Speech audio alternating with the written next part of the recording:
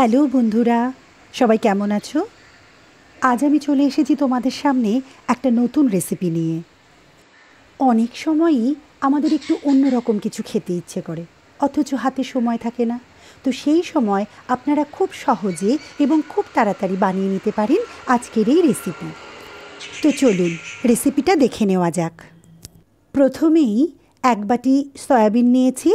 গরম জলে একটু লবণ দিয়ে সয়াবিন একটু সেদ্ধ করে নিয়েছি।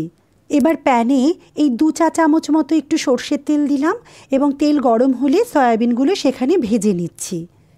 সয়াবিন ভেজে একটা ডিশে আমি সরিয়ে রাখছি। এবার ওই প্যানেই আবারও সামান্য একটু সর্ষের তেল দিয়ে দিচ্ছি। ফোড়নে দিলাম গোটা জিরে, আদা ও রসুন। আদা একটু ঘষে নিয়েছি আর রসুন কুচিয়ে নিয়েছি, 2টো কাঁচা লঙ্কা এবং ইয়েলো ও রেড বেল পেপার।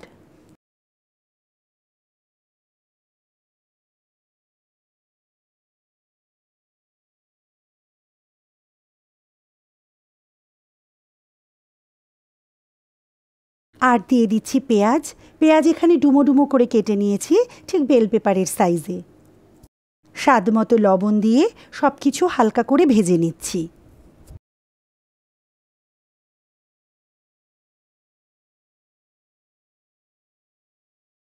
এবার অ্যাড করছি একটা টমেটো।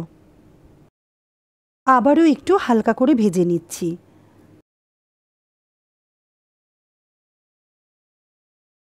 এবার অ্যাড করছি সয়া সস এবং টমেটো সস।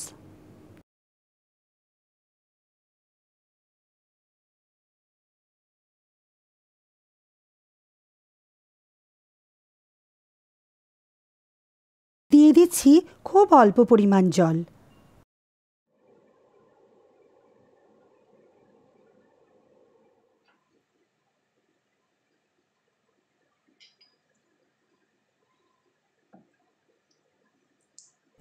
একটু ফুটে উঠলে এবার এতে অ্যাড করছি ভেজে রাখা সয়াবিন।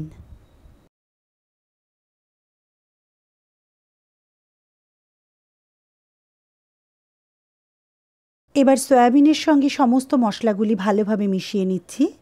এভাবেই তৈরি করলাম আজকের রেসিপি সয়াবিন বেল পেপার। গরম গরম রুটির সাথে খেতে কিন্তু এই রেসিপিটা ভীষণ ভালো লাগবে। তো আমার আজকের এই রেসিপিটা যদি আপনাদের ভালো লেগে থাকে তাহলে লাইক, কমেন্ট ও চ্যানেলটি সাবস্ক্রাইব করার অনুরোধ রইল। নমস্কার।